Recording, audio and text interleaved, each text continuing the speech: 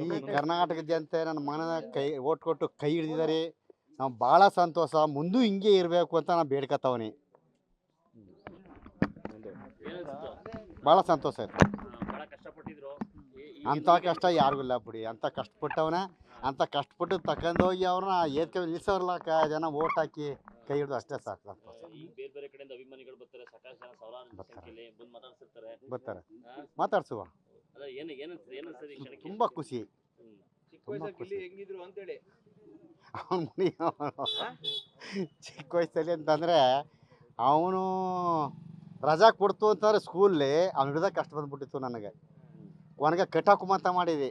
ಬೆಳಿಗ್ಗೆ ಹುಡುಗರು ಸೆಟ್ ಮಾಡ್ಕೊಂಡು ಕಟ್ತು ಅಂದರೆ ಯಾವ ಕಟ್ಟಲ್ಲಿ ಕೆರೆ ನೀರು ಮುಳುಗ್ತಾನೋ, ಯಾವ ಬಾಮೇಲಿ ನೀರು ಮುಳುಗ್ತಾನೋ, ಯಾವ ಮಾವಿನ ಮರ ತೆಗಿನ ಮರ ಹತ್ತ ನನಗೆ ಗೊತ್ತಿರಲಿಲ್ಲ. ಅದೊಂದು ಕ್ವಾಟ್ಲ ಕೊಟ್ಟಿದ್ದು. ಅದು ಬಿಟ್ಟರೆ ಇವ್ನು ಯಾವುದಿಲ್ಲ ನನ್ನ ಮಗ ಅಂತ ಕೊಟ್ಟು ನಾನು ಕೊಟ್ಟು ಅವನಿಷ್ಟ ಅದು, ಅವನಿಷ್ಟ ಅದು, ಅವನಿಷ್ಟ ಅದು.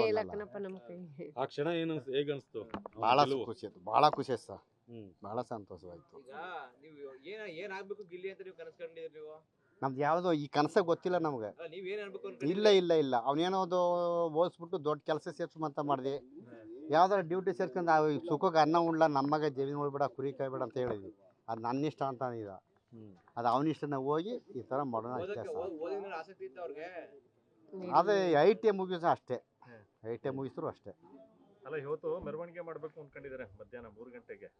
ಸೊ ಏನು ಹೇಳ್ತೀರಿ, ನೀವು ಹೋಗ್ತೀರಿ ಜೊತೆನಲ್ಲಿ?